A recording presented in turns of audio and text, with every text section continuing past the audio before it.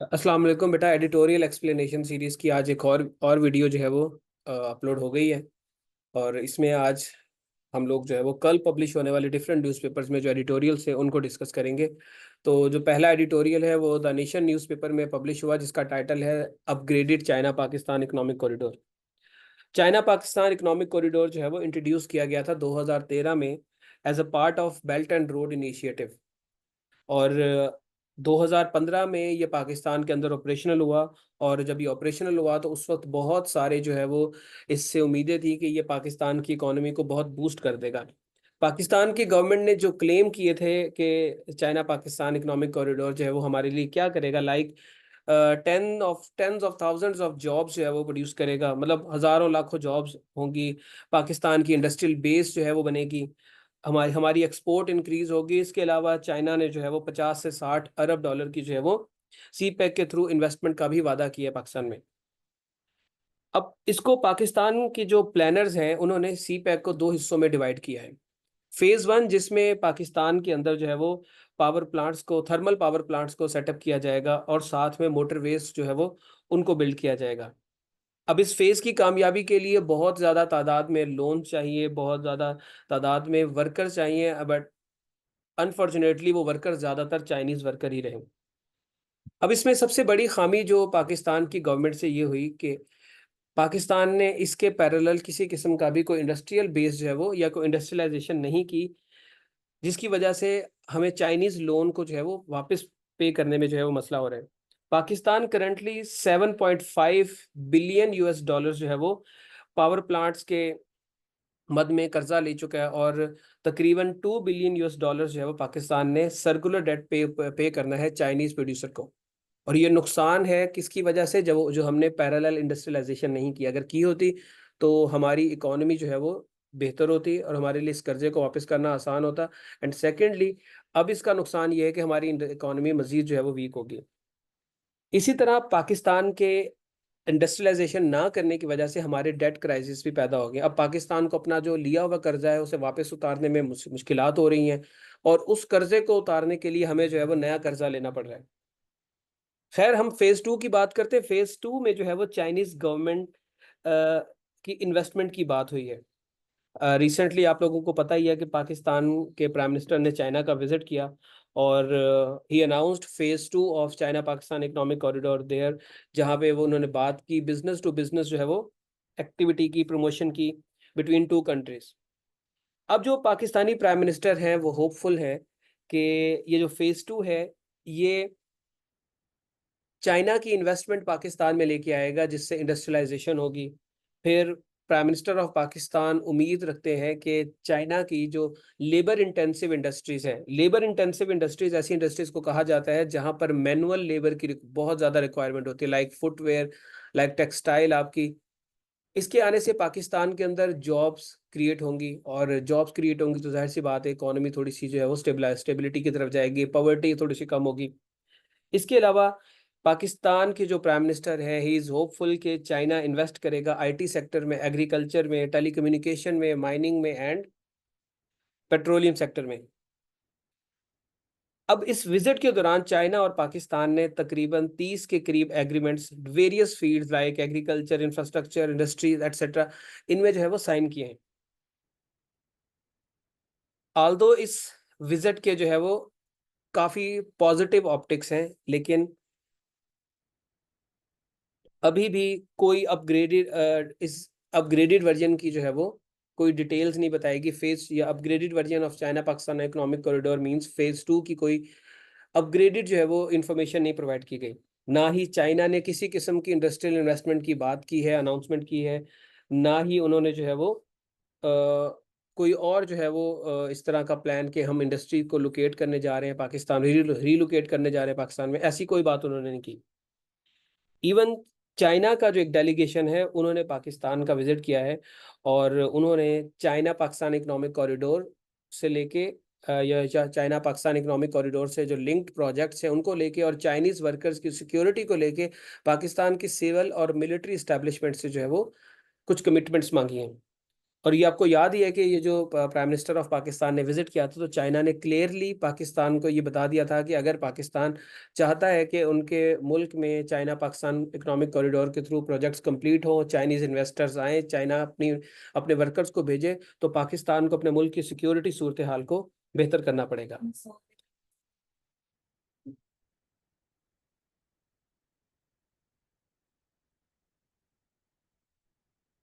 अब ये देखना है कि कब ये China Pakistan economic corridor Pakistan की इकोनॉमी को जो है वो बेहतर करता है, और कब ये जो है इकोनॉमिक कॉरिडोर कामयाब होता है, जिससे पाकिस्तान की इंडस्ट्रियलाइजेशन की बेस बनेगी, पाकिस्तान के अंदर जॉब जनरेट होंगी, पाकिस्तान के अंदर इकोनॉमिक एक्टिविटीज आएंगी, जिससे पाकिस्तान जो है वो अपने फेज 1 के कर्जे जो है वो उतार सकेगा।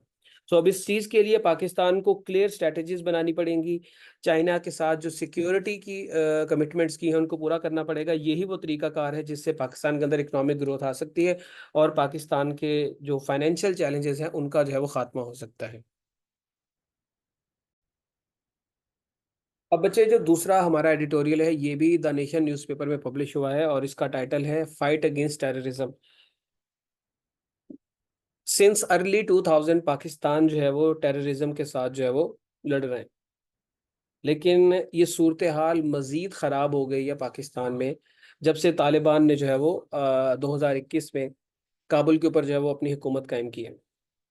इनिशियली पाकिस्तान होपफुल था कि जब पाकिस्तान फ्रेंडली अफगान तालिबान की जो गवर्नमेंट है वो अफगानिस्तान में आ जाएगी, तो उससे पाकिस्तान को जो है वो टेररिज्म से लड़ने में मदद मिलेगी, पाकिस्तान के अंदर टेररिज्म रिड्यूस होगा, और जो हमारा 2640 किलोमीटर लंबा ड्यूरन लाइन बॉर्डर है वो सिक्योर हो जाएगा। बट अनफॉर्चुनेटली सूरत हाल इससे टोटल जो है वो उलट हो गई। इन 2023 पाकिस्तान ने जो है वो वर्स्ट किस्म का जो है वो टेररिज्म फेस किया।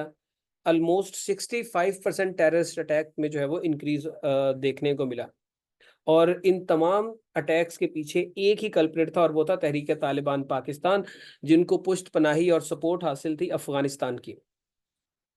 अब बहुत सारे लोग ये मानते हैं कि तहरीक तालिबान पाकिस्तान और अफगान तालिबान एक ही सिक्के की दो साइड्स हैं, दे आर क्लोजली लिंक्ड, और इनके क्लोज लिंक होने की बहुत सारी वजूहत हैं। एक तो इनके रिलीजियस बिलीव्स, एथनिसिटीज, और और भी कुछ इनके जो है वो फैक्टर्स हैं जिसकी वजह से ये आपस में क्लोजली लिंक्ड है। टीटीपी ने अफगानिस्तान के जो तालिबान हैं उनको ड्यूरिंग यूएस ऑक्यूपेशन में जो है वो सपोर्ट किया था। अब अफगान तालिबान जो है वो उनको वही फेवर पाकिस्तान के खिलाफ दे रहे हैं, टीटीपी को। टीटीपी के ना सिर्फ अफगानिस्तान के तालिबान के साथ जो है वो अलाइंसेस हैं, बल्कि उन्होंने और भी एंटी पाकिस्तान जो टेररिस्ट ग्रुप्स है like Balochistan liberation army BLA, उनके साथ भी अलाइंसेस बनाना शुरू कर दिए। और ये अलाइंसेस पाकिस्तान की सिक्योरिटी के लिए शदीद किस्म का खतरा है, स्पेशली बलूचिस्तान और खैबर पख्तूनख्वा के प्रोविंसेस में। अब इस फेज में जो टीटीपी की एक्टिविटीज़ हैं इनकी वजह से पाकिस्तान और अफगानिस्तान के दरमियान जो है वो ताल्लुकात भी ख़राब हुए। पाकिस्तान ने कई बार अफगानिस्तान के तालिबान को ये बावर कराया कि आपका मुल्क जो है वो हमारे मुल्क के अंदर जो है वो टेररिज्म को सपोर्ट कर रहा है, या हमारे मुल्क में जो टेररिज्म है वो अफगानिस्तान के थ्रू हो रहा है, तो आप टीटीपी के साथ हर किस्म के टाइज जो है वो उसको ख़त्म करें। लेकिन अफगानिस्तान के तालिबान जो है वो इस बात को डिनाई करते हैं कि हमारी किसी किस्म की कोई इन्वॉल्वमेंट नहीं है। पाकिस्तान ने इस टेररिज्म से लड़ने के लिए रिसेंटली जून 2024 में एक मिलिट्री ऑपरेशन अज़्म इस्तेहकाम के नाम से स्टार्ट किया, लेकिन इसमें भी आपका जो पॉलिटिकल स्टेक होल्डर्स हैं वो एक प्लेटफॉर्म पे नहीं है। गवर्नमेंट और मिलिट्री जो है वो इस ऑपरेशन को सपोर्ट कर रही है, वाइल ऑपोजिशन पार्टीज जो है उनको डाउट है कि इसकी सक्सेस होगी या नहीं होगी, दे आर कम्प्लीटली डाउटफुल। इसके अलावा पाकिस्तान के डिफेंस मिनिस्टर ने ये भी हिंट दिया था कि पाकिस्तान जो है वो तहरीक तालिबान पाकिस्तान और जो एंटी पाकिस्तान टेररिस्ट हैं उनको एलिमिनेट करने के लिए अफगानिस्तान की सरजमीन पर भी अटैक कर सकता है। अब इसका सबसे बड़ा जो इशू है वो ये है कि तालिबान ये कह सकते हैं कि हमारी टेरिटोरियल इंटेग्रिटी और हमारी सोवरेनिटी को जो है वो वायलेट किया गया है। इसकी वजह से पाकिस्तान का स्टांस वीक होता है, क्योंकि इंडिया भी इसी चीज़ के नाम पे पाकिस्तान के अंदर सर्जिकल स्ट्राइक्स के नाम पे जो है वो ऑपरेशन कर चुका है, और पाकिस्तान उससे जो है वो अपनी टेरिटोरियल इंटेग्रिटी और सॉवरेनिटी की वायलेशन करार देता है। तो पाकिस्तान का अपना केस जो है वो ख़राब हो जाएगा और अपना केस वीक होता है। और इससे अफगानिस्तान के अंदर एंटी पाकिस्तान सेंटिमेंट्स मजीद जो है वो बढ़ेंगे, जो पहले ही काफ़ी ज़्यादा बढ़ चुके हैं। अब ये तो हमें पता है कि मिलिट्री एक्शन ज़रूरी है, लेकिन इसके अलावा पाकिस्तान को जो है वो नॉन मिलिट्री सॉल्यूशंस की तरफ भी जाना चाहिए। अब इसमें क्या है, एक तो पाकिस्तान को अपने मुल्क के अंदर पॉलिटिकल स्टेबिलिटी लानी होगी, तमाम स्टेक होल्डर्स को एक ही प्लेटफॉर्म पे आना पड़ेगा, ताकि कोई भी जो एक्शन मिलिट्री की फॉर्म में मिलिट्री ऑपरेशन किया जाए, उसमें जो है वो तमाम लोग मिलिट्री के साथ खड़े हों। इकोनॉमिक प्रॉस्पेरिटी मुल्क में आनी चाहिए, रूल ऑफ लॉ होना चाहिए, आपका judicial system fair justice system होना चाहिए, डी रेडिकलाइज्ड एजुकेशन को प्रमोट किया जाना चाहिए, डेवलपमेंट प्रोग्राम्स होने चाहिए, और एक क्लियर काउंटर टेररिज्म नैरेटिव होना चाहिए, जो कि बीएलए और टीटीपी जैसे आइडियोलॉजीज को ख़त्म करने के लिए ज़रूरी है। Along with these non military solutions, Pakistan को तालिबान के साथ डिप्लोमेटिक एंगेजमेंट भी रखनी होगी। अफगान तालिबान को ये समझाना चाहिए कि टीटीपी के खिलाफ एक्शन पाकिस्तान और अफगानिस्तान दोनों के इंटरेस्ट में है, दोनों के इंटरेस्ट में है। और अगर अफगानिस्तान के तालिबान इस चीज़ को नहीं मानते, तो पाकिस्तान जो है वो मुख्तलिफ तरीक़ेकार लाइक रिस्ट्रिक्टिंग ट्रेड या अफगान रिफ्यूजीज का प्रेशर डाल के जो है वो उनसे बात मनवा सकता है। इसके अलावा इंटरनेशनल लेवल पे पाकिस्तान को इंडिया को एक्सपोज करना चाहिए कि इंडिया जो है वो टीटीपी और बीएलए को किस तरीके से पुष्ट पनाही दे रहा है पाकिस्तान के खिलाफ या पाकिस्तान के अंदर टेररिज्म को प्रमोट करने के लिए। इसके अलावा पाकिस्तान को दुनिया को या इंटरनेशनल लेवल पे इस बात को उठाना चाहिए कि तालिबान को मजबूर किया जाए कि दोहा एग्रीमेंट जो 2020 में हुआ था, उसमें तालिबान ने जो प्रॉमिस किया था कि उनकी ज़मीन किसी किस्म की भी टेररिस्ट एक्टिविटीज़ के लिए यूज़ नहीं होगी for any of its neighbour, उस पर ये अब अमल दरामद करें। अलॉन्ग विद पाकिस्तान को अपने neighbouring countries, most importantly China के थ्रू जो है वो अफगानिस्तान के ऊपर प्रेशर डालना चाहिए कि अफगानिस्तान जो है इस तरह की दहशतगर्द सरगर्मियों से जो है वो बाज रहे।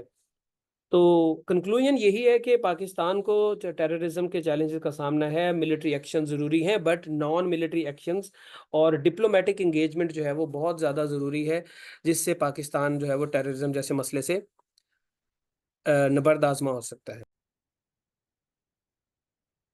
बच्चे, हमारा तीसरा एडिटोरियल है प्रिजन ब्रेक, और ये द नेशन न्यूज़पेपर में ही पब्लिश हुआ है। रिसेंटली आपने रावला कोर्ट की एक न्यूज़ सुनी होगी, जिसमें 19 जो है वो कैदी जेल तोड़ के भाग गए या जेल से भाग गए, और 6 कैदी उनमें से ऐसे थे जो सजाए मौत के कैदी थे, उनको सजाए मौत होने वाली थी, देवर ऑन अ डेथ रो। अब ये जो इवेंट है, ये एक बड़ी प्रॉब्लम की तरफ जो है वो हमारी तवज्जो मरकूज करता है, और वो प्रॉब्लम है हमारे प्रिजन से रिलेटेड। हमारे जो प्रिजन्स हैं या प्रिजन्स इन रावला कोर्ट, वो तकरीबन 30 साल पहले बिल्ड किए गए थे, और अब उनकी जो है वो कंडीशन बहुत ख़राब है। और आपको पता ही है कि जो प्रिजनर्स भागे हैं जेल तोड़ के या जेल से निकल के किसी तरीके से भी, वो सोसाइटी के लिए जो है वो खतरा हो सकते हैं। इसी तरह हमारे मुल्क में एक ये मसला भी है कि प्रिजनर्स को ट्रीट जो है वो अच्छे तरीके से नहीं किया जाता, या उनको फेयरली ट्रीट नहीं किया जाता। जो इलीट प्रिजनर्स होते हैं उनको एयर कंडीशनड सेल्स प्रोवाइड किए जाते हैं, जबकि जो रेगुलर प्रिजनर्स होते हैं उनको जो है वो ये सहूलतें मुयसर नहीं होती, और उनका जो है वो स्टैंडर्ड ऑफ लिविंग बड़ा जो है वो बिलो एवरेज होता है। इसी तरह अंडर फंडेड प्रिजन्स, ये भी एक इशू है। हमारे पाकिस्तान के अंदर जो प्रिजन्स हैं, ये निगलेक्टेड पार्ट है स्टेट के इंफ्रास्ट्रक्चर का। बहुत सारे लोग ये समझते हैं कि जेल को जो है वो अच्छी कंडीशन में नहीं होना चाहिए, इनको बुरा होना चाहिए और निगलेक्टेड प्लेसेस में होना चाहिए, ताकि जो कैदी हों वो इससे सबक सीखें और दोबारा क्राइम की तरफ नहीं जाएं। लेकिन इसका नुकसान ये है कि अगर आपकी जेल सही हालत में नहीं होगी तो इसमें फिर एस्केप के जो है वो चांसेस बहुत ज़्यादा होंगे, और उसी तरह से लोग जेल तोड़ के भागेंगे जैसे रावला कोर्ट में भागे। और ये पाकिस्तान में कोई पहला इंसिडेंट नहीं है। इस तरह के इंसिडेंट माजी में भी होते रहे हैं जो कि रिफॉर्म्स की तरफ बात करते हैं, लेकिन रिफॉर्म्स जो है वो नहीं लाई गई। अब सिंध हुकूमत ने जो है वो बात की है कि वो रिफॉर्म्स लाएंगे प्रिजन्स की, लेकिन वो रिफॉर्म्स काफ़ी नहीं है पाकिस्तान के अंदर जो है वो जेल के जो या प्रिजन्स के जो मसले मसाइल को हल करने के लिए मजीद रिफॉर्म्स की ज़रूरत है। पाकिस्तान के अंदर जिस तरह से नया इंफ्रास्ट्रक्चर एक ख़ास मुद्दत के बाद डेवलप किया जाता है, इसी तरह जो प्रिजन्स होते हैं इनकी भी एक्सपायरी डेट होती है। और इससे पहले कि आपके हार्ड कोर जो या डेंजरस प्रिजनर्स हैं वो भाग जाएं, आप अपने प्रिजन्स को जो है वो न्यू करें, उनको रेनोवेट करें। इसमें सिविल सोसाइटी का रोल भी जो है वो बड़ा इंपॉर्टेंट है।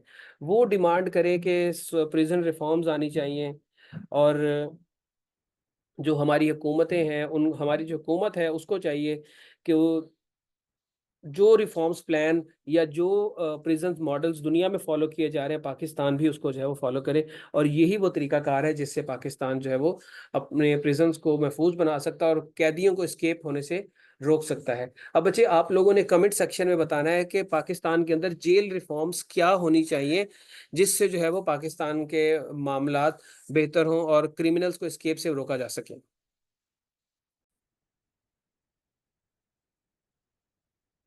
अब बच्चे आगे बात हो रही है पाकिस्तान के अंदर रिसेंटली आपने देखा पेट्रोलियम और गैस की प्राइसेस जो है वो उसको इंक्रीज कर दिया गया। और इस प्राइस इंक्रीज ने पाकिस्तान के जो लोग हैं और पाकिस्तान के जो इंडस्ट्रियल सेक्टर है उसके लिए बहुत सारे मसाइल को खड़ा कर दिया। प्राइस हाइक जो है वो इससे आम शहरी की जिंदगी जो है वो मुश्किल हो जाएगी। जब आप पेट्रोल प्राइसेस 7 रुपये 45 पैसे के हिसाब से बढ़ाएंगे और डीजल प्राइसेस 9 रुपये 56 पैसे के हिसाब से बढ़ाएंगे, तो आपके जो आम शहरी है उसके डेली एक्सपेंसेस जो है वो इंक्रीज होंगे। और ये तो उस वक्त आ रहा है जब ऑलरेडी आपके मुल्क के अंदर इन्फ्लेशन बहुत ज्यादा है, तो इससे लोगों की जो परचेजिंग पावर है वो मजीद कम हो जाएगी। दूसरा, इंडस्ट्रीज भी इससे सफर करेगी। कॉस्ट ऑफ प्रोडक्शन आपकी इंक्रीज होगी जिससे पाकिस्तानी प्रोडक्ट्स को इंटरनेशनल मार्केट में compete करने में मुकाबला मुश्किल पेश आएगी।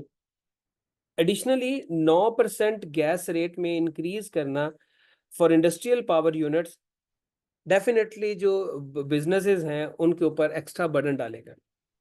तो आपकी ऑब्वियसली इंडस्ट्रियल प्रोडक्टिविटी कम होगी, आपकी इंडस्ट्रियल ग्रोथ कम होगी।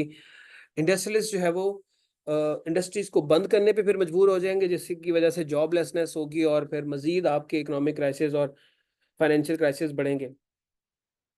अब गवर्नमेंट ने वादा किया था कि वो गैस की प्राइसेस को रिड्यूस करेगी क्योंकि इंटरनेशनल ऑयल प्राइसेस लोअर हो रही हैं, लेकिन लोगों को रिलीफ देने की बजाय गवर्नमेंट ने जो 132 बिलियन रुपीस की सेविंग की थी उसे गैस का सर्कुलर डेट या उसे अपना जो भी सर्कुलर डेट है उसको पे करने में जो है वो लगा दिया। रादर देन लोगों को सब्सिडीज देते, लोगों को रिलीफ देते, उन्होंने जो है वो अपने कर्जे उतारना शुरू कर दिए। अब इतने ज्यादा टैक्सेस, इतनी ज्यादा high prices, oil prices, gas prices को जब आप इंक्रीज करेंगे तो उससे वो तबका जो सैलरीड है, जिन्हें जो फिक्स सैलरी पे गुजारा करता है, उनके लिए और एक गरीब तबका, उनके लिए सर्वाइवल करना जो है वो बड़ा मुश्किल हो जाएगा। और इस ये सिचुएशन मुल्क को केओस की तरफ, प्रोटेस्ट की तरफ और पोटेंशियल लॉकडाउन्स की तरफ जो है वो लेके जा सकती है। तो हुकूमत को करना क्या चाहिए? हुकूमत को अपनी अप्रोच को रिकंसीडर करना चाहिए। लोगों के ऊपर हाई टैक्सेस लगाकर, प्राइसेस इंक्रीज करके आप कभी भी इकोनॉमिक डेवलपमेंट जो है वो नहीं कर सकते। एक ऐसी अप्रोच और एक ऐसी स्ट्रेटजी बनानी चाहिए जो पीपल फ्रेंडली हो और डेवलपमेंट फोकस्ड हो, ताकि मुल्क के अंदर स्टेबिलिटी भी आए और इकोनॉमिक ग्रोथ भी हो।